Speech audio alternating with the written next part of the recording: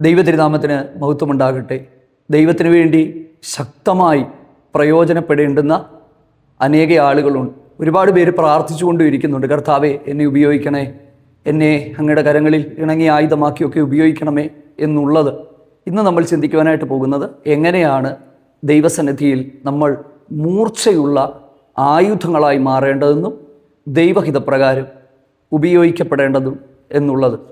നമ്മളെപ്പോൾ ദൈവഹിതത്തെ തിരിച്ചറിഞ്ഞ് നമ്മളെക്കുറിച്ചുള്ള ദൈവോദ്ദേശം തിരിച്ചറിഞ്ഞ് ഒരുക്കപ്പെടാൻ നമ്മൾ തയ്യാറാകുന്നു, അന്നേരം മുതൽ ദൈവം തൻ്റെ പദ്ധതികൾ നമ്മിലൂടെ നിവർത്തിക്കുവാനായിട്ട് തുടങ്ങുന്നു. പക്ഷേ ഇത് നമ്മൾ തിരിച്ചറിയാതെ ഇരുന്നാൽ സംഭവിക്കുന്ന നമ്മുടെ ഉള്ളിൽ പിറുപിറുപ്പും അവിശ്വാസവും ഒക്കെ കയറി നമ്മൾ നിരാശിതരായി ഒരു പരിധിക്കപ്പുറം നമുക്ക് ദൈവകരങ്ങളിൽ ഉപയോഗിക്കപ്പെടാൻ കഴിയാതെ പോകും. നമ്മൾ ഇന്ന് ചിന്തിക്കുവാനായിട്ട് പോകുന്നത് ഒരു ദൈവവചനത്തെ അടിസ്ഥാനമാക്കിയിട്ടാണ്. പ്രവാചകനായ യെശയ്യാവിൻ്റെ പുസ്തകം 49:2-3 വാക്യങ്ങൾ. ആ 2 വാക്യങ്ങളിൽ നമ്മൾ ഇങ്ങനെയാണ് കാണുന്നത്. ഒന്ന്, എൻ്റെ വായെ മൂർച്ചയുള്ള വാൾ പോലെയാക്കി കൈയുടെ നിഴലിൽ ഒളിപ്പിച്ചു വെച്ചു. അടുത്തത്, മിനുക്കിയ അമ്പാക്കി പൂണിയിൽ മറച്ചു വെച്ചു. അപ്പോൾ മിനുക്കിയ അമ്പ്, മൂർച്ചയുള്ള വാള്, ഇതിനെ എടുത്ത് ദൈവം ഒളിപ്പിച്ചു വെക്കുന്നു. രണ്ടാമത്തെ വാക്യം, നീ എൻ്റെ ദാസൻ, ഞാൻ നിന്നിൽ മഹത്വപ്പെടും. രണ്ടാമത്തേത് ദൈവമഹത്വം വെളിപ്പെടുന്ന കാര്യങ്ങളാണ്. പ്രിയപ്പെട്ടവരെ, നമ്മൾ ഇന്ന് നമ്മുടെ സമൂഹങ്ങളിലേക്ക് നോക്കിയാൽ ദൈവവചന പ്രസംഗങ്ങളിലേക്കും ശുശ്രൂഷകളിലേക്കുമൊക്കെ നമ്മൾ ശ്രദ്ധിക്കുമ്പോൾ നമ്മൾ ഏറ്റവും കൂടുതൽ കാണുന്ന കാര്യം എന്താണെന്നറിയാമോ? ദൈവം നമുക്ക് വേണ്ടി എന്ത് ചെയ്തു എന്നുള്ളതാണ് പ്രസംഗിക്കപ്പെടുന്നത്. നമ്മൾ എന്തായി തീരണം എന്നുള്ളത് നമ്മൾ വളരെ കുറച്ച് മാത്രമേ കേൾക്കുന്നുള്ളൂ.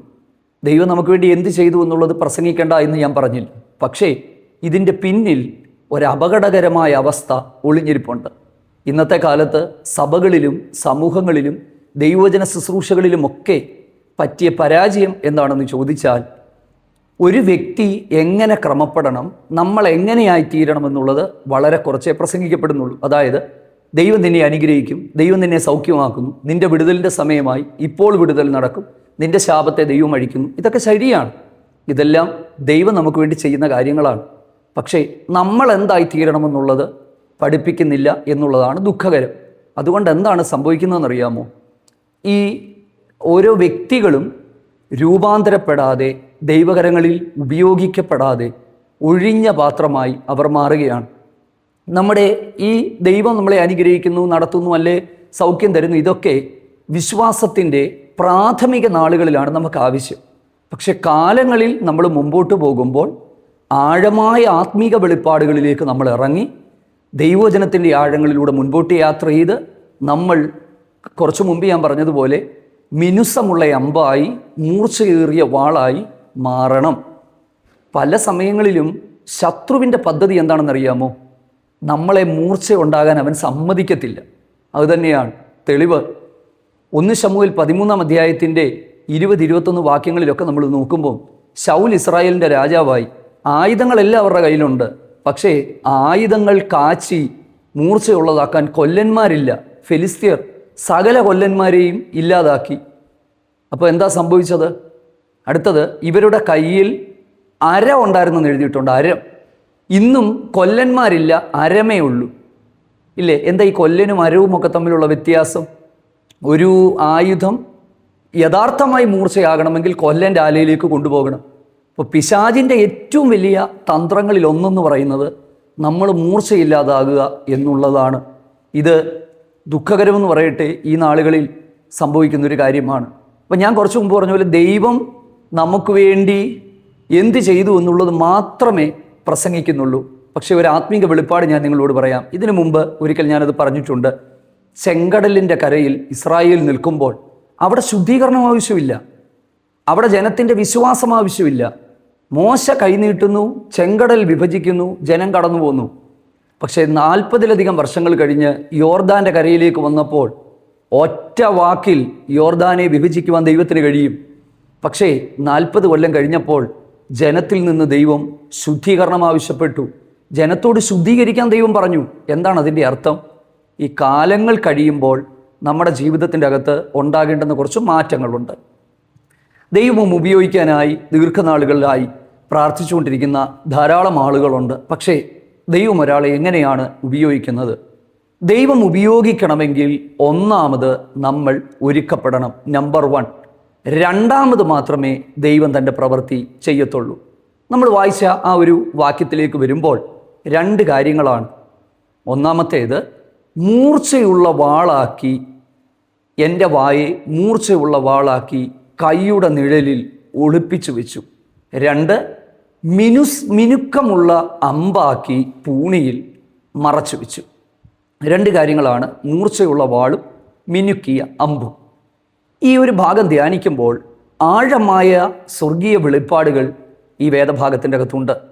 അതായത് നമ്മളിപ്പോഴും പ്രാർത്ഥിക്കും, ദൈവമേ എന്നെ മൂർച്ചയുള്ളതാക്കണമേ, എന്നെ ഒരുക്കണമേ, എന്നെ തേക്കണമേ, എന്നെ ഉപയോഗിക്കണമേ. പക്ഷേ നമ്മളൊരു കാര്യം മനസ്സിലാക്കണം, ഒരു വാളിനെ മൂർച്ചയുള്ളതാക്കുമ്പോൾ അതില്ലാതാകുന്നു എന്നുള്ള സത്യം നമ്മൾ എപ്പോഴെങ്കിലും തിരിച്ചറിഞ്ഞിട്ടുണ്ടോ? എങ്ങനെയാണ് മൂർച്ചയുള്ളതാക്കി മാറ്റുന്നത്? പെട്ടെന്ന് നമ്മൾ ആ ഭാഗത്തിലേക്കൊന്ന് പോവുകയാണ്. പലതരത്തിൽ മൂർച്ചയുള്ളതാക്കും. കുറച്ച് മുമ്പ് ഞാൻ പറഞ്ഞ പോലെ അരം ഉപയോഗിച്ച്, കുറച്ചുകൂടി ഇപ്പം നമ്മൾ കാണുന്നത് ചക്രം ഉപയോഗിച്ച്. ചക്രത്തിൽ ഇങ്ങനെ ഈ ചക്രം കൊണ്ട് വരുന്ന ആൾക്കാർ വീടുകളിൽ വരുമ്പോൾ നമ്മുടെ ഈ പിച്ചാത്തിയൊക്കെ നമ്മൾ അവരുടെ കൊടുക്കും. അപ്പോൾ അവരകത്തെ വെക്കും, ഇങ്ങനെ തീപ്പൊരി പറക്കും. ഇപ്പം തീപ്പൊരി പറക്കുമ്പം ഇത് ഇല്ലാതാകുകയാണെന്നുള്ള സത്യം നമ്മൾ മനസ്സിലായോ? അതില്ലാതാകുകയാണ്. പക്ഷേ അതിനപ്പുറത്ത് ഇതിനെ മൂർച്ചയുള്ളതാക്കി മാറ്റുന്ന ഒരിടമുണ്ട്. എവിടെയാണ്? കൊല്ലൻ്റെ ആല. അതിന് പറയുന്ന പേര് ചാണയ്ക്ക് വെക്കുക എന്നുള്ളതാണ്.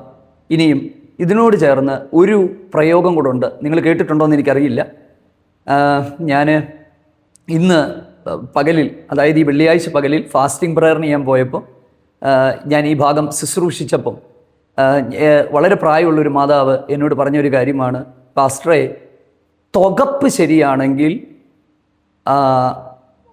മൂർച്ച ശരിയാകും. ഞാൻ ആദ്യം കേട്ടിട്ട് അത്ഭുതപ്പെട്ടു പോയി. എന്തായി പറയുന്നത്? തുകപ്പ് ശരിയാകുകയാണോ? എന്നോട് പറഞ്ഞു, എല്ലാ ആയുധങ്ങൾക്കും ഒരേ ചൂടല്ല കൊടുക്കുന്നത്. പിച്ചാത്തിക്ക് കൊടുക്കുന്ന ചൂടല്ല പിക്കാസിന് കൊടുക്കുന്നത്, അതിന് കൊടുക്കുന്ന ചൂടല്ല വെട്ടുകത്തിക്ക് കൊടുക്കുന്നത്. അതായത് ഓരോന്നിനും ഓരോ ചൂടുണ്ട്. ഈ കൊല്ലൻ്റെ ആലയിലേക്ക് വരുമ്പോൾ ഈ പഴുത്ത് കിടക്കുന്ന ഈ കരിക്കഷ്ണങ്ങൾ അല്ലെങ്കിൽ കൽക്കരി, അതിലേക്ക് ഒരു ഇരുമ്പ് കയറ്റി വെക്കുമ്പോൾ സംഭവിക്കുന്നത് ഇരുമ്പിൻ്റെ നിറവും ഈ കനലിൻ്റെ നിറവും ഒന്നായി മാറുകയാണ്. പ്രിയപ്പെട്ടവരെ, ദൈവം നമ്മെക്കുറിച്ച് ആഗ്രഹിക്കുന്നത്, ദൈവത്തിൻ്റെ ഹിതത്തിലേക്ക് നമ്മൾ വരുമ്പോൾ നമ്മുടെ അഭിലാഷങ്ങളും നമ്മുടെ ആഗ്രഹങ്ങളും എല്ലാം മാറി ദൈവത്തിൻ്റെ ഹിതത്തിലേക്ക് നമ്മൾ എത്തുക എന്നുള്ളതാണ്. കർത്താവായ യേശു കർത്താവ് പോലും എന്താണ് പറഞ്ഞത്? കായ്ക്കുന്നതൊക്കെയും അധികം ഫലം കായ്ക്കേണ്ടതിന് ചെത്തി വെടിപ്പാക്കുന്നു. ദൈവം നമ്മളെ ഒരുക്കുന്ന സമയങ്ങൾ വചനത്തിലൂടെ, ആരാധനയിലൂടെ, പ്രാർത്ഥനയിലൂടെ നമ്മൾ ഒരുക്കപ്പെടണം, നമ്മൾ ക്രമപ്പെടണം. ഇത് വലിയൊരു പ്രോസസ്സാണ് പ്രിയപ്പെട്ടവരെ. നമ്മളതിനെക്കുറിച്ച് വ്യക്തമായി മനസ്സിലാക്കിയെങ്കിൽ മാത്രമേ ദൈവം ഒരുവനെ എങ്ങനെയാണ് പണിതെടുക്കുന്നതെന്ന് നമുക്ക് മനസ്സിലാക്കാനായിട്ട് പറ്റത്തുള്ളൂ. ഇതിനെ പഴുപ്പിച്ച്, ഇത് ചുട്ടുപഴുത്ത് കനലിൻ്റെ നിറവും ഇരുമ്പിൻ്റെ നിറവും ഒരേ നിറമാകും. നിറമായി കഴിയുമ്പോൾ പിന്നീട് എന്താ ചെയ്യുന്നത്? അതിനെ അടിച്ച്, അതിനെ പരത്തി, അതിനെ മൂർച്ചയേറിയതാക്കി മാറ്റും. എത്രത്തോളം കനലിനുള്ളിൽ ഇത് ചെലവഴിക്കപ്പെടുന്നുവോ, എത്രത്തോളം അതിൻ്റെ അകത്ത് ഇരിക്കുന്നുവോ, അത്രത്തോളം അത് ഷാർപ്പായി മാറും. അപ്പോൾ ഒരു പിച്ചാത്തി ഏറ്റവും കൂടുതൽ ഷാർപ്പാക്കി ദീർഘനാളുകൾ നിൽക്കണമെങ്കിൽ അതിനെ കൊല്ലൻ്റെ അരികിൽ കൊണ്ടുപോകണം. നിർഭാഗ്യമെന്ന് പറയട്ടെ, അല്ലെങ്കിൽ തന്ത്രശാലിയായ പിശാച് ചെയ്യുന്നത് എന്താ? ഇസ്രായേലിൽ ഫെലിസ്ത്യരുടെ കാലഘട്ടത്തിൽ, ഞാൻ പിന്നീട് ഒരിക്കൽ അതിനെക്കുറിച്ച് ആഴമായി പറയാം, കൊല്ലന്മാരെ ഇല്ലാതെയാക്കി. അവർക്ക് പിന്നീട് കയ്യിൽ ഈ പറയുന്ന ചെറുതായി ഷാർപ്പ് ചെയ്യുന്ന സാധനങ്ങൾ മാത്രമേ അവരുടെ കയ്യിലുള്ളൂ. ഇന്നും യഥാർത്ഥമായ ദൈവവചന ശുശ്രൂഷകളിലൂടെ, ശുദ്ധീകരണത്തിലൂടെ വചനത്തിലേക്ക് ആളുകളെ നടത്തുവാൻ തക്കവണ്ണം പിശാച് സമ്മതിക്കത്തില്ല. അല്ലെങ്കിൽ യഥാർത്ഥമായി ദൈവവചനം ശുശ്രൂഷിക്കേണ്ട ദൈവദാസന്മാർ പോലും ദൈവസന്നിധിയിൽ ഇരിക്കാൻ തയ്യാറാകാതെ ദൈവത്തിന് പറയുന്നത് കേൾക്കാൻ തയ്യാറാകാതെ ലോകത്തിൽ മറ്റു പലതിൻ്റെയും പിന്നാലെ അവർ യാത്ര ചെയ്ത് ദൈവത്തിൻ്റെ ഹിതത്തെ തിരിച്ചറിയാത്തത് കൊണ്ട് പല കുടുംബങ്ങളും പരാജയപ്പെട്ടു പോകുന്നു എന്നുള്ള സത്യം വളരെ വേദനയോടെ നമ്മൾ മനസ്സിലാക്കേണ്ടതായിട്ടുണ്ട്. ഇതാണ് കുറച്ചു മുമ്പ് ഞാൻ പറഞ്ഞത്, എന്ത് ചെയ്തു എന്ന് പറയുന്നതിനേക്കാൾ നാം എന്തായിത്തീരണം എന്നുള്ളതാണ്. നിങ്ങൾ ഈ വാക്യം ശ്രദ്ധിക്കുക, മൂർച്ചയുള്ളതാക്കി തീർക്കുന്നു. പക്ഷേ അതിൻ്റെ അകത്ത് മറ്റൊരു ആത്മീക ദൂത് കൂടെ ഉണ്ട്. എന്താണെന്നറിയാമോ? നമുക്ക് സഹിക്കാൻ പറ്റാത്തത് തരത്തില്ലെന്നും നമ്മൾ കാണുന്നുണ്ട് ഇല്ലേ? പരീക്ഷയോടുകൂടി പോക്കുവഴി ഒരുക്കുന്നു. അതായത് പിച്ചാത്തിയുടെ ചൂടല്ല വെട്ടുകത്തിക്ക് കൊടുക്കുന്നത്. അടുത്തത് പിക്കാസിന് കൊടുക്കുന്നത് ആ ചൂടല്ല. നമ്മൾ ഓരോരുത്തരും ഏത് ചൂടിലൂടെ കടന്നു പോകണമെന്ന്, ഏത് സാഹചര്യത്തിലൂടെ കടന്നു പോകണമെന്ന് സ്വർഗത്തിലെ ദൈവത്തിന് നന്നായി അറിയാവുന്നതുകൊണ്ട് ആ സാഹചര്യത്തിലൂടെ കടത്തി വിടുമ്പോഴും നമുക്കതിനെ തരണം ചെയ്യാൻ അറിയാം എന്നറിഞ്ഞുകൊണ്ട് തന്നെയാണ് കടത്തിവിടുന്നത്. പ്രിയമുള്ളവരെ, ഈ ദൈവവചന സന്ദേശം കേൾക്കുന്ന ആരെങ്കിലുമൊക്കെ ഏതെങ്കിലും സാഹചര്യത്തിൽ കടന്നു പോകുമ്പോൾ എനിക്ക് അത് സഹിക്കാൻ പറ്റുന്നില്ല കർത്താവേ, ദൈവം എന്നെ തെരഞ്ഞെടുത്തിട്ട്, കാരണം ഈ 49 അധ്യായം, യെശയ്യാവ് 49 അധ്യായം തുടങ്ങുമ്പോൾ തന്നെ ആമേൻ അവിടെ എഴുതിയിരിക്കുന്നത്, ഗർഭം മുതൽ വിളിച്ച് അമ്മയുടെ ഉദരത്തിലിരിക്കയിൽ എൻ്റെ പേർ പ്രസ്താവിച്ചിരിക്കുന്നു. ദൈവത്തിന് സ്തോത്രം. അപ്പോൾ ദൈവത്തിൻ്റെ ഒരു ഉദ്ദേശത്തെ നമ്മൾ തിരിച്ചറിയുക, ദൈവത്തിൻ്റെ പദ്ധതികളെ നമ്മൾ തിരിച്ചറിയുക. ഞാൻ നിശ്ചയമായിട്ട് മനസ്സിലാക്കിയാണ്, ഈ ദൈവവചനം കേൾക്കുന്ന ഒരാൾ പോലും വെറുതെ ഇത് കേൾക്കാൻ വന്നവരല്ല. നമ്മളെക്കുറിച്ച് ദൈവത്തിനൊരു ഉദ്ദേശമുള്ളത് കൊണ്ട് തന്നെയാണ് പരിശുദ്ധാത്മാവ് ഇങ്ങനെയുള്ള അവസരങ്ങൾ നമ്മുടെ മുമ്പിൽ തരുന്നത്. അതുകൊണ്ട് ശ്രദ്ധിക്കുക, ദൈവം നമുക്ക് വേണ്ടി എന്തു ചെയ്തു എന്നുള്ളത് അവിടെ നിൽക്കട്ടെ. നാം എന്തായി തീരണം? നിങ്ങളുടെ വിളിയും തെരഞ്ഞെടുപ്പും ഉറപ്പാക്കാൻ അധികം ശ്രമിപ്പീൻ. കണ്ടോ, നമ്മൾ ഉറപ്പാക്കണം. എന്താ? അതിൻ്റെ തൊട്ട് പിന്നിലേക്കുള്ള വാക്യങ്ങൾ പോകുമ്പോൾ, ആകയാൽ ദൈവത്തിന് സ്തോത്രം, നിങ്ങളുടെ വിശ്വാസത്തോട് വീര്യം, വീര്യത്തോട് പരിജ്ഞാനം, പരിജ്ഞാനത്തോട് ഇന്ദ്രിയ ജയം, സൗമ്യത, സ്നേഹം, ഈ കാര്യങ്ങളെല്ലാം ചേർക്കുക. ഇവയില്ലാത്തവൻ ഹ്രസ്വദൃഷ്ടിയുള്ളവനത്രേ, കുരുടനാണ്, തൻ്റെ മുൻപിലത്തെ പാപങ്ങളുടെ ശുദ്ധീകരണം മറന്നവനാണ്. പ്രിയമുള്ളവരെ, നിങ്ങൾ ഇടറിപ്പോകാതിരിക്കാൻ നിങ്ങളുടെ വിളിയും തെരഞ്ഞെടുപ്പും ഉറപ്പാക്കുക. ശ്രദ്ധിക്കുക. അപ്പം ഒന്നാമത് നമ്മൾ വാളിനെക്കുറിച്ച് പറഞ്ഞു. വാളിനെക്കുറിച്ച് പറഞ്ഞത് ക്ലിയർ ആണെന്ന് മനസ്സിലാക്കി. നമ്മൾ ഇല്ലാതാകുക എന്നുള്ളതാണ് ഏറ്റവും പ്രധാനപ്പെട്ട കാര്യം. അതായത് നമ്മുടെ അഭിലാഷങ്ങളും നമ്മുടെ ആഗ്രഹങ്ങളും എല്ലാം ഇല്ലാതെയാകണം. ഇന്നത്തെ കാലത്ത് ഏറ്റവും കൂടുതൽ സംഭവിക്കുന്നത് എന്താണെന്നറിയാമോ? ഈ ആളുകൾ അവരുടെ ആഗ്രഹങ്ങൾ ദൈവത്തെ കൊണ്ട് സാധിപ്പിക്കാനായിട്ട് ശ്രമിക്കുക. ഈ ലോകത്തെയും ദൈവത്തെയും ഒന്നിച്ചു കൊണ്ടുപോകാനായിട്ടുള്ള പരിശ്രമം നടത്തിക്കൊണ്ടിരിക്കുക. പക്ഷേ ഇത് വലിയ വമ്പൻ പരാജയമാണ് കേട്ടോ. ഒരിക്കലും നടക്കത്തില്ല. നമ്മളില്ലാതെയാകണം. മൂർച്ചപ്പെടുത്തൽ വേദനയുടെ സമയങ്ങളാണ്, കഷ്ടതയുടെ സമയങ്ങളാണ്, ആമേൻ, ഇല്ലാതാകുന്ന സമയമാണ്. ഞാൻ ഇതിൻ്റെ അകത്തുനിന്ന് ഏറ്റവും ഒടുവിൽ ഒരു ആത്മീയ അർത്ഥം പറയാം. സത്യത്തിൽ ഇത് ആരെക്കുറിച്ചുള്ളതാണെന്നറിയാമോ?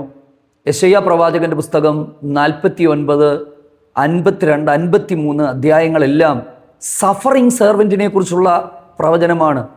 ആരായിരുന്നു ഈ സഫറിങ് സെർവൻറ്റ്? കർത്താവായ യേശു ക്രിസ്തുവാണ്. യേശു ക്രിസ്തുവിനെ കുറിച്ച് എന്താ പറയുന്നത്? ഈ പിച്ചാത്തിയുടെ ഈ മൂർച്ച കൂട്ടുന്നത് പോലെ നിന്ദിക്കപ്പെട്ടവനായി, വ്യസനിക്കപ്പെട്ടവനായി, കണ്ടാൽ ആളറിയാത്തതുപോലെ, ദൈവത്തിന് സ്തോത്രം, കാണുന്നവർ മുഖം തിരിച്ചു കളയുമാറ് ആഗ്രഹിക്കത്തക്ക രൂപഭംഗിയില്ലാതെ, ദൈവത്തിന് സ്തോത്രം, നമ്മുടെ അകൃത്യങ്ങൾ നിമിത്തം മുറിവേറ്റും, അകൃത്യങ്ങൾ നിമിത്തം ദണ്ഡനം സഹിച്ചും അല്ലെങ്കിൽ തകർന്നു വിരിക്കുന്ന ആ ക്രൂശിലേക്ക് നമ്മൾ നോക്കുമ്പോൾ തകർക്കപ്പെട്ട ഒരു ക്രിസ്തുവിനെ നമുക്ക് അവിടെ കാണാനായിട്ട് പറ്റും. എന്തിനാണ് ദൈവപുത്രനായവൻ നമുക്ക് വേണ്ടി തകർക്കപ്പെട്ടത്, വ്യസനപാത്രമായി തീർന്നത്, കാണുന്നവർ മുഖം തിരിച്ചു പോകുമാറ്? എന്തിനാണ് അവിടുന്ന് ഇത്ര കഠിനമായ വേദനകൾ ആ ക്രൂശിൽ അനുഭവിച്ചത്? സ്തോത്രം. ഈ കൊല്ലൻ്റെ ആ ആഹലയിൽ തീക്കല്ലിൻ്റെ ഇടയിൽ കിടന്ന് കത്തി വെന്തുരുകുന്നത് പോലെ ദൈവക്രോധത്തിൻ്റെ ആ മുന്തിരിച്ചക്ക് ഏകനായി ചവിട്ടിയ നമ്മുടെ കർത്താവായ യേശു ക്രിസ്തു എന്തിനാണത് ചവിട്ടിയത്? അതിൻ്റെ അപ്പുറം ഒരു ഗ്ലോറിഫിക്കേഷൻ ഉണ്ടായിരുന്നു. അതിൻ്റെ അപ്പുറം ഒരു മഹത്വമുണ്ടായിരുന്നു. ആ മഹത്വം അനുഭവിക്കുന്ന നമ്മൾ ഓരോരുത്തരും മറന്നു പോകരുത്. ഇതിൻ്റെ പിന്നിൽ ആർക്കും കൊടുക്കാൻ പറ്റാത്ത കഠിനമായ പീഡാനുഭവങ്ങളിലൂടെ കടന്നുപോയ നമ്മുടെ കർത്താവായ യേശു ക്രിസ്തു, ആ വഴിയിലൂടെ മാത്രമേ നമുക്ക് രക്ഷയുള്ളൂ. ആ ക്രിസ്തുവിൽ വിശ്വസിച്ച് തൻ്റെ കൽപ്പനകൾ അനുസരിക്കുന്നവർക്കാണ് നിത്യജീവനുള്ളത്. അപ്പം സഫറിങ് സെർവൻറ്റ് എന്ന് പറയുന്ന ആ ഒരു കൺസെപ്റ്റ് പ്രവാചകനായ യെശയ്യാവിന്, പ്രിയരെ, ക്രിസ്തുവിൻ്റെ മരണത്തിന് ഏകദേശം 800 വർഷങ്ങൾക്ക് മുമ്പ് ആത്മാവിൽ ഇത് വെളിപ്പെട്ടു. സത്യത്തിൽ അതാണ് ഈ ഒരു പശ്ചാത്തലം എന്ന് പറയുന്നത്. പക്ഷെ നമ്മുടെ ജീവിതത്തിലേക്ക് വരുമ്പോഴും നമ്മളൊന്ന് ശ്രദ്ധിക്കുക ഈ ഒരു കാര്യം. അപ്പോൾ ഒന്നാമത്തേത് മൂർച്ചയുള്ള വാളാക്കി തീർത്തു. രണ്ടാമത്തേത് മിനുക്കിയ അമ്പാക്കി തീർത്തു. ഈ മിനുക്കിയ അമ്പ് എന്താണ്? ഈ മിനുക്കിയ അമ്പ് ഞാൻ 2, 3, 4 ട്രാൻസ്ലേഷൻ നിങ്ങളോട് പറയാം. ഈ മിനുക്കിയ അമ്പ്, ഈ നമ്മുടെ പശ്ചാത്തലത്തിൽ ഈ അമ്പ് നമുക്ക് ഇല്ലാത്തത് കൊണ്ട് ഈ ആദ്യത്തെ ഭാഗം പോലും നമുക്ക് പറയാൻ പറ്റത്തില്ല. അപ്പം ഈ മിനുക്കിയ അമ്പിനെ കുറിച്ച് ഞാൻ പഠിച്ചതിൽ നിന്ന് ഒന്ന് പറയാം. ട്രാൻസ്ലേഷൻ ശ്രദ്ധിക്കുക.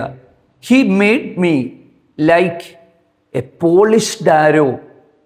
ഒരു ട്രാൻസ്ലേഷൻ അങ്ങനെ. 2, he made me a straight arrow. എന്നെ നേരെയുള്ള അമ്പാക്കി മാറ്റി. He made me a selected arrow. തെരഞ്ഞെടുത്ത അമ്പാക്കി മാറ്റി. എന്താ അതിൻ്റെ അർത്ഥം? പറയാം. നമ്മൾ ദൈവകരങ്ങളിൽ ഉപയോഗിക്കപ്പെടണമെങ്കിൽ വളവും തിരിവും ഇല്ലാത്തവരായി മാറണം. എന്താണ്? വളഞ്ഞ വഴിയുണ്ട് ഇല്ലേ?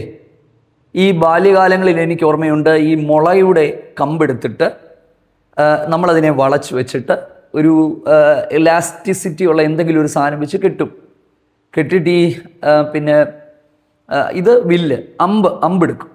ഏറ്റവും പ്രയാസം അമ്പ് കണ്ടെത്താൻ. അന്നെന്ന് പറയുമ്പോൾ നമ്മൾ അമ്പ് ഉണ്ടാക്കുകയല്ലോ, കമ്പുകൾ വെട്ടുക. ഈ നേരെയുള്ള കമ്പ് തിരക്കി നടക്കും. ഈ കമ്പുകൾ നേരെയുള്ളതാണെങ്കിൽ കൃത്യമായ ലക്ഷ്യസ്ഥാനത്തെത്തും. ഈ കമ്പ് നേരെയല്ലെങ്കിൽ ഒരിക്കലും ലക്ഷ്യത്തിലേക്ക് എത്തത്തില്ല. പ്രിയപ്പെട്ടവരെ, he made me a selected arrow എന്ന് പറഞ്ഞാൽ അവിടുന്ന് എന്നെ സെലക്ട് ചെയ്തെടുത്തു എന്നുള്ളതാണ്. നമ്മൾ ഈ വാർത്താമാധ്യമങ്ങളിൽ ഇടയ്ക്ക് നമ്മൾ കാണാറുണ്ട്, പരിശീലന പറക്കലിനിടയിൽ മിറാഷ് യുദ്ധവിമാനം തകർന്നു വീണു, മിഗ് അടിയന്തരമായി ഇറക്കേണ്ടി വന്നപ്പോഴാണ് പരിശീലന പറക്കൽ. അതായത് ഒരു യുദ്ധമുഖത്ത് ഒരായുധം ഉപയോഗിക്കുന്നതിന് മുമ്പ് അതിൻ്റെ ഒരു പരിശോധനാ സമയമുണ്ട്. അപ്പം ഞാൻ എൻ്റെ ഭാവനയിൽ അല്ലെങ്കിൽ ഞാൻ മനസ്സിലാക്കിയ ഒരു കാര്യം നിങ്ങളോട് പറയുക. ഒരു 100 അമ്പ് എടുത്ത് വെച്ചേക്കുക. ഈ അമ്പുകളെല്ലാം എടുത്ത് പൂണിയിലിട്ട് നേരെ പോയി യുദ്ധത്തിന് പോയി എരിയുകയല്ല ചെയ്യുന്നത്. ഈ പണിയപ്പെട്ട അമ്പുകളെ എടുത്ത് ഒരു ലക്ഷ്യത്തിലേക്ക് പായിച്ചു നോക്കും. കൃത്യമായ ലക്ഷ്യത്തിലേക്ക് എത്തുന്ന അമ്പുകൾ മാത്രമേ എയ്യുന്നവന് ഉപയോഗിക്കത്തുള്ളൂ. ആയിരക്കണക്കിന് അമ്പുകൾ പോലെയുള്ള ആളുകൾ ഇന്ന് ലോകത്തിലുണ്ട്. പക്ഷെ ദൈവം ഒരാളെ തൻ്റെ ഉദ്ദേശത്തിനായി ഉപയോഗിക്കണമെങ്കിൽ അത് കൃത്യമായ ലക്ഷ്യത്തിലെത്തുന്നതാകണം. എന്താ ലക്ഷ്യം? അത് വളഞ്ഞതാകാൻ പാടില്ല. നമ്മുടെ ജീവിതത്തിൽ ഒരു തരത്തിലുള്ള വളവുകളും ഉണ്ടാകരുത്, കപടതകൾ ഉണ്ടാകരുത്, നാട്യങ്ങൾ ഉണ്ടാകരുത്, തിരിമറികൾ ഉണ്ടാകരുത്, വിശ്വസ്തരായിരിക്കണം, തട്ടിപ്പുകൾ ഉണ്ടാകരുത്, വെട്ടിപ്പുകൾ ഉണ്ടാകരുത്. കാരണം ഞാൻ ഒരു വെട്ടിപ്പ് നടത്തിയാൽ നാളെ എന്നെ ആ വെട്ടിപ്പിൽ പിടിച്ചാൽ എന്നിലൂടെ അപമാനിക്കപ്പെടുന്നത് ദൈവനാമമാണ്. പ്രിയരെ, ശ്രദ്ധിക്കണം. ഒരു പരിധിക്കപ്പുറത്തേക്ക് പലരെയും ഉപയോഗിക്കുവാനായിട്ട് ദൈവത്തിന് കഴിയാത്തത് അവർ പോളിഷ്ഡ് അല്ല, അവർ സ്ട്രെയിറ്റ് അല്ല, അവർ സെലക്റ്റഡ് അല്ല. Praise lord. നമ്മുടെ ജീവിതത്തിൻ്റെ അകത്ത് ദൈവം നമ്മളെ മിനുസപ്പെടുത്തുന്ന സമയങ്ങൾ ഈ ഭൂമിയിൽ ദൈവകരങ്ങളിൽ ഉപയോഗിക്കപ്പെടുവാൻ വേണ്ടി മാത്രമല്ല, നിത്യതയിലേക്ക്, കർത്താവിൻ്റെ വരവിങ്കലേക്ക്, അവിടുത്തെ വിശുദ്ധിയോടുകൂടി നിലനിന്ന് മുമ്പോട്ട് പോകുവാൻ എന്നെ ഒരു സെലക്റ്റഡ് ആരോ ആക്കി തൻ്റെ പൂണിയിൽ ഒളിപ്പിച്ചു വെച്ചു എന്നുള്ളതാണ്. പ്രിയപ്പെട്ടവരെ, ഈ വാളെടുക്കുന്നു, ഈ എൻ്റെ നാവിനെ മൂർച്ചയുള്ള വാൾ പോലെയാക്കുന്നത്. ഞാൻ ഈ നാവിനെക്കുറിച്ച് ഒത്തിരി കാര്യങ്ങൾ ഇതിനു മുമ്പ് പറഞ്ഞിട്ടുള്ള രംഗങ്ങൾ അനവധിയാണ്. സത്യത്തിൽ ദൈവത്തിൻ്റെ നാവായി നമ്മുടെ നാവുകൾ മാറണമെങ്കിൽ നമ്മുടെ നാവിൽ അസഭ്യ വാക്കുകൾ ഉണ്ടാകാൻ പാടില്ല. അശ്ലീല ചൊവയുള്ളതുണ്ടാകാൻ പാടില്ല. അനാവശ്യമായ സംസാരങ്ങൾ പാടില്ല. ന്യായപ്രമാണത്തിലുള്ളത് നിന്റെ വായിൽ നിന്ന് നീങ്ങിപ്പോകരുത്. കുറച്ച് നാളുകൾക്ക് മുമ്പ് ഞാൻ പറഞ്ഞിട്ടുണ്ടായിരുന്നു, പിതാക്കന്മാരുടെ കാലത്ത് അവരൊരു കാര്യം പറഞ്ഞാൽ അത് സംഭവിക്കുമായിരുന്നു. സൂര്യ, നീ ഗിബയോനിലും ചന്ദ്ര, നീ അയ്യലോൻ താഴ്വരയിലും നിൽക്കുക എന്ന് ദൈവത്തിൻ്റെ വചനത്തിൻ്റെ അകത്ത് നമ്മൾ കാണുമ്പോൾ, അങ്ങനെ യോശുവയൊക്കെ പറഞ്ഞപ്പോൾ സൂര്യനും ചന്ദ്രനും ഒക്കെ അവിടെയൊക്കെ നിന്നു എന്നാണ് നമ്മൾ കാണുന്നത്. അപ്പോൾ വാൾ പോലെ മൂർച്ചയുള്ളതാക്കി കൈയുടെ നിഴലിൽ ഒളിപ്പിച്ചു വെച്ചു. ഉപയോഗിച്ചെന്നല്ല, ഒളിപ്പിച്ചു വെച്ചു. അടുത്തത് അമ്പ് പൂണിയിൽ മറച്ചു വെച്ചു. എന്നിട്ട് പറയുക, നീ എൻ്റെ ദാസൻ, in whom you are my servant, in whom I will be glorified. നിന്നിൽ ഞാൻ മഹത്വപ്പെടും. ആരിലാണ് ദൈവത്തിൻ്റെ മഹത്വം വെളിപ്പെടുന്നത്? എവിടെയാണ് ദൈവത്തിൻ്റെ മഹത്വം വെളിപ്പെടുന്നത്? ഇന്ന് നമ്മൾ പ്രാർത്ഥിക്കുക, മഹത്വം വെളിപ്പെടണേ, മഹത്വം വെളിപ്പെടണേ, അത് സംഭവിക്കണേ. ഒന്നും സംഭവിക്കുന്നില്ല. രണ്ടാമത്തെ വാക്യത്തിലുള്ളത് ജീവിതത്തിൽ സംഭവിച്ചാൽ മൂന്നാമത്തെ വാക്യത്തിലുള്ളത് സംഭവിക്കും നിശ്ചയമായി. ഈ 49 അധ്യായത്തിൻ്റെ ഏറ്റവും ഒടുവിലത്തെ വാക്യത്തിലേക്ക് വരുമ്പോൾ, നിന്നോട് പോരാടുന്നവരെയോട് ഞാൻ പോരാടും. ദൈവത്തിന് സ്തോത്രം. നിന്നെ ഞാൻ രക്ഷിക്കും. അപ്പം ഈ പോരാട്ടവും ബന്ധനമഴിക്കലും എല്ലാം ഏറ്റവും ഒടുവിലാണ്. ഇന്ന് ആദ്യമേ അങ്ങ് ബന്ധനമഴിക്കല, ആദ്യമേ അങ്ങ് പോരാട്ടം ഒഴിക്കല. സ്തോത്രം. ഇത് അഴിയുന്നുണ്ടോ എന്ന് ചോദിച്ചാൽ അഴിയുന്നില്ല. ഒന്നഴിയുമ്പോൾ പിശാചിന് 10 തവണ കെട്ടാനായിട്ട് കഴിയുന്നതിൻ്റെ കാരണം ഒരുക്കപ്പെടാത്തത് കൊണ്ടും ശുദ്ധീകരണമില്ലാത്തത് കൊണ്ടുമാണ്. ദൈവത്തിന് സ്തോത്രം. അപ്പം ഞാൻ കുറച്ചു മുമ്പ് പറഞ്ഞ ആ ഭാഗത്തിലേക്ക് ഞാൻ വീണ്ടും വന്ന് വളരെ വേഗം ഈ ഭാഗം നിർത്തട്ടെ പ്രിയരെ. ദൈവത്തിന് സ്തോത്രം. എന്താണ് ദൈവകരങ്ങളിൽ പണിയപ്പെടുക, ഒരുക്കപ്പെടുക? ദൈവത്തിൻ്റെ സമയം വരെയും തക്ക സമയത്ത് ഉയർത്തുവാൻ അവിടുത്തെ കരങ്ങളിൽ താണിരിക്കുക. ഇത് ശരിക്കും പറഞ്ഞാൽ സഫറിങ് സെർവൻ്റാണ്, ദാസനാണ്. നമ്മളെല്ലാം കർത്താവിൻ്റെ ദാസന്മാരാണ്. ദാസന്മാരെന്ന് പറയുന്നത് യജമാനൻ്റെ ഇഷ്ടം ചെയ്യാനായിട്ട് വിളിക്കപ്പെട്ടവരല്ലേ. അപ്പം നമ്മുടെ യജമാനൻ കർത്താവാണ്. സത്യത്തിൽ ഒരു സൈന്യാധിപൻ എവിടെ നിൽക്കണം, എല്ലാ കാര്യങ്ങളും തീരുമാനിക്കുന്നത് യജമാനനാണ്. ദാസന്മാർ യജമാനൻ്റെ ഇഷ്ടം ചെയ്യുവാനായി തിരഞ്ഞെടുക്കപ്പെട്ടവരാണ്. നമുക്കൊരു നിമിഷം ദൈവസന്നിധിയിൽ പ്രാർത്ഥിക്കാം. കർത്താവേ, എന്നെക്കുറിച്ചുള്ള ദൈവോദ്ദേശവും ദൈവേഷ്ടവും നിവർത്തിക്കുവാനായി ഞാൻ എന്നെ തന്നെ സമർപ്പിക്കുന്നു. കൈയുടെ മറവിൽ വാളിനെ ദൈവം ഒളിപ്പിച്ചു. ശരിക്കും പറഞ്ഞാൽ ഇത് ഈ ഒരു വ്യാഖ്യാനം നിങ്ങളൊന്ന് ശ്രദ്ധിക്കുക. വാളെന്ന് പറയുന്നത് ഈ കൈയുടെ ആ ഒരു ചുറ്റുപാടുമാണ് ഉപയോഗിക്കുന്നത്. അമ്പെന്ന് പറയുന്നത് കുറച്ചുകൂടെ ദൂരേക്ക് ഉപയോഗിക്കുന്നതാണ്. ശരിക്കും ദൈവം ഓരോരുത്തരെയും ഉപയോഗിക്കുന്നതിൻ്റെ നിലവാരം വ്യത്യസ്തമാണെന്ന് നമ്മൾ മനസ്സിലാക്കണം. ഇതേ സാധനം പിശാചിൻ്റെ കയ്യിലുണ്ട്. എന്താ? ദുഷ്ടൻ്റെ തീയമ്പുകൾ. എന്താ ഈ തീയമ്പുകൾ? അത് ഏതെങ്കിലും കുടുംബത്തിൽ വന്ന് വീണാൽ അവിടെ കത്തും. ഒരു കൂട്ടായ്മയിൽ വന്ന് വീണാൽ അവിടവും കത്തും. ദുഷ്ടൻ്റെ തീയമ്പുകൾ. നമ്മൾ ദുഷ്ടൻ്റെ തീയമ്പുകളെ ചെറുക്കുന്നതോടൊപ്പം ദൈവത്തിൻ്റെ കരങ്ങളിൽ പോളിഷ്ഡ് ആരോ ആയി, സെലക്റ്റഡ് ആരോ ആയി, സ്ട്രെയിറ്റ് ആരോ ആയി ദൈവസന്നിധി നമുക്കൊന്ന് മാറാം. നമ്മുടെ ജീവിതത്തിലെ വളവുകളും തിരിവുകളും കുഴപ്പങ്ങളും ഒതുങ്ങാത്തതും, കുറച്ച് മുമ്പ് ഞാൻ പറഞ്ഞ പോലെ ഈ ഒരു പിച്ചാത്തി അല്ലെങ്കിൽ ഒരു വാള് അത് മിനുസപ്പെടുത്തുമ്പോൾ ഒരു കട്ടിംഗ് മെഷീനിലോട്ട് അല്ലെങ്കിൽ അതൊരു കട്ടറിലേക്ക് കയറ്റുമ്പോൾ നമ്മൾ കണ്ടിട്ടുണ്ടോ? അതിങ്ങനെ കറങ്ങും. അതിങ്ങനെ പോകുമ്പോൾ തീപ്പൊരികൾ ഇങ്ങനെ പറക്കും. എന്താ ഇതിൻ്റെ ആ ഒരു ഫ്രിക്ഷൻ അല്ലെ, ഘർഷണം. ഈ പല ഭാഗങ്ങളും നഷ്ടപ്പെടും. മുഴച്ചിരിക്കുന്നത്, ഉന്തി നിൽക്കുന്നത്, നമ്മുടെ ജീവിതത്തിൽ ദൈവസന്നിധിയിൽ നമ്മൾ അഡ്ജസ്റ്റ് ചെയ്യപ്പെടാത്തത്, നമ്മൾ ഒതുങ്ങാത്ത മേഖലകൾ, നമ്മൾ വിധേയപ്പെടാത്ത മേഖലകൾ ചെത്തി മിനുക്കും. കായ്ക്കുന്നതൊക്കെയും അധികം ഫലം കായ്ക്കേണ്ടതിന് ചെത്തി മിനുക്കുന്നു എന്നുള്ളതാണ്. അതിൻ്റെ അകത്തൊക്കെ ഒത്തിരി ചിന്തകൾ ഉണ്ട്. ചിലത് വെട്ടിക്കളയുന്നത് സ്തോത്രം അധികം ഫലം കായ്ക്കാനായിട്ടാണ്. കർത്താവിന് വേണ്ടി അധികം ഫലം കായ്ക്കാം. തീർച്ചയായും പരിശുദ്ധാത്മാവ് ഈ ഒരു ദൈവവചന സന്ദേശത്തിൽ നിന്ന് ചില ചിന്തകൾ നിങ്ങളുടെ ഹൃദയത്തിലേക്ക് പകർന്നു എന്ന് വിശ്വസിക്കുന്നു. അത് നമ്മളെ ഒന്ന് ഒരുക്കാനും നമ്മളെ കാണാനും ആ ഒരു നിത്യതയിലേക്കും മാത്രമല്ല ഈ ഭൂമിയിൽ ജീവിക്കുമ്പോഴും നമ്മിലൂടെ ചെയ്തെടുക്കുവാനുള്ള ദൈവത്തിൻ്റെ പദ്ധതികൾ തക്ക സമയത്ത് നിവർത്തിക്കപ്പെടുവാനും സ്വർഗത്തിലെ ദൈവം നമുക്കിടയാക്കി തീർക്കട്ടെ. ആമേൻ. ദൈവം നിങ്ങളെല്ലാവരെയും ധാരാളമായിട്ട്